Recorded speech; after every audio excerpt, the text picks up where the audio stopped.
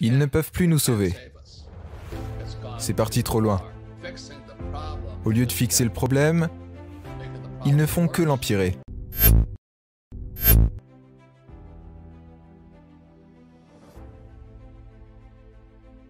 J'espère que je me trompe. On va droit à la faillite. Il y aura probablement de nouvelles conférences, comme The Louvre Record ou Smithsonian. Ils vont réécrire les règles du jeu encore une fois.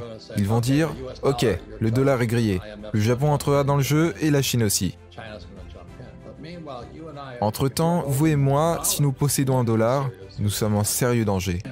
L'un de mes tweets était « New York va droit vers la faillite ». Et la raison pour laquelle New York va droit vers la faillite, c'est que la plupart des propriétés à New York sont à but commercial. Je possède de l'immobilier résidentiel. On s'en sort plutôt bien.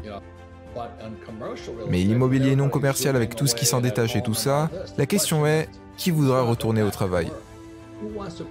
Qui voudra payer un prix élevé pour des propriétés commerciales ?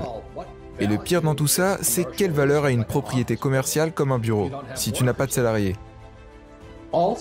Toutes les villes comptent sur des taxes foncières. Dans quelques années, il y aura des taxes foncières sur nos logements. Mon appartement sera plus cher. Quand New York taxera ses gratte-ciel commerciales, la plupart des propriétaires partiront, alors que la ville de New York sera en faillite. Vous savez, la belle ville de Vancouver au Canada. Elle est quasiment au bord de la faillite. C'est juste tragique ce qui se passe. Il y a des dirigeants incompétents qui ont la mentalité de mon père, pauvres, qui n'ont que des diplômes, mais qui n'ont pas de bon sens. Je veux dire que la ville est dépendante des taxes. Les petits business ferment et les grandes agences immobilières commerciales commencent à fermer. Si tu ajoutes à ça les pensions me marquent. J'ai un livre qui s'appelle « Qui a volé ma pension ?» La pension sera le plus grand désastre que l'Amérique et le monde aura connu. Car tous les jours, près de 10 000 baby boomers en Amérique prennent leur retraite. Dans un monde entier, ils représentent 2 milliards. Et si les enrichis n'ont pas d'argent, qui viendra les sauver ? Ni les républicains, ni les démocrates ne disent qu'ils ne paieront pas les retraités. Les gens âgés demanderont alors de l'aide. Et naturellement, ils imprimeront plus d'argent et paieront les retraités uniquement pour être réélus. C'est les taxes foncières qui disparaissent, les plus petits business qui vont en faillite. C'est les revenus des taxes qui baissent et les pensions qui vont à la baisse, alors que la FED est obligée d'imprimer plus d'argent. Et c'est pour cette raison que je vous dis d'acheter de l'or, de l'argent et du Bitcoin, car l'or devient de plus en plus rare. Laissez-moi vous expliquer. D'après mes prédictions, l'or montera bientôt à 3 000 $ dans un an, ce qui est à peu près 1 000 $ de plus qu'aujourd'hui. Dans un an, l'or prendra 1 000 $. Certaines personnes disent que 2500 est optimiste. Je dis que je préfère avoir de l'or, qui prend de la valeur, que des billets qui perdent de la valeur. Si tu épargnes de l'argent, je vais prier pour toi cette nuit. Car tes économies sont actuellement du vrai argent. En d'autres termes, si tu as travaillé pour et que tu as payé en plus des taxes sur cet argent, c'est de l'argent réel. Malheureusement, la FED en imprime des trillions. Et ton épargne ne t'apporte rien. Je veux dire, quand j'étais enfant, j'avais épargné 15% de ce que j'avais, pour ne rien avoir aujourd'hui. La FED vous arnaque, c'est le terme. Je pense que l'or fera 3 000 $ en 2021. L'argent fera 40 $. La raison pour laquelle j'aime l'argent, c'est que le prix de l'argent fluctue plus rapidement que celui de l'or.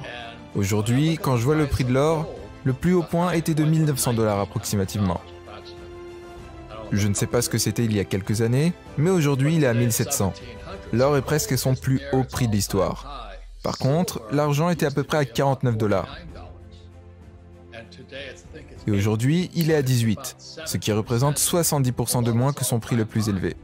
L'argent est le meilleur deal de tous. Et je suis sûr que la plupart d'entre vous peuvent acheter 20 $ d'argent. Si vous ne pouvez pas, vous avez de sérieux problèmes. La raison pour laquelle j'aime le Bitcoin, c'est que d'après ce que je comprends, sur le Bitcoin, c'est qu'il est limité, ce qui veut dire qu'il en imprime moins. Pendant que le Bitcoin en imprime moins, la FED en imprime des trillions. Maintenant, tu n'as pas besoin d'avoir un diplôme en aérospatial pour te rendre compte que la FED rend le dollar, ou n'importe quelle monnaie, le yen, l'euro, le peso moins cher. Le Bitcoin prend de la valeur, l'or prend de la valeur, l'argent prend de la valeur. Je n'achète pas de l'or, de l'argent ou du Bitcoin pour devenir riche. Je les achète car je n'aime pas me faire arnaquer par la Banque fédérale et la trésorerie. Si tu veux continuer à épargner des billets et les mettre dans la bourse, libre à toi, mais sache que ces billets sont imprimés. Dis-toi que les CEO et les compagnies en bourse ont fait des deals avec la FED. La FED leur donnait des milliards de dollars pour faire gonfler le prix des actions pour qu'ils atteignent ces prix artificiels. Et tous les pères et mères de famille regardent leur 401K ou leur IRAS, et les actions sont toujours élevées. Et la FED continue à imprimer plus d'argent et continue à donner aux CEO directement, car ils ne peuvent pas le faire directement, avec ce qui s'appelle des SRVS, spécial quelque chose. Ils donnent aux CEO de l'argent et font exploser le marché boursier. C'est pour ça qu'on a un sérieux problème. Et ça, c'est mon avis. J'espère me tromper, mais je ferais mieux à un moment de l'histoire, en mai 2020, d'avoir de l'or, de l'argent et du Bitcoin.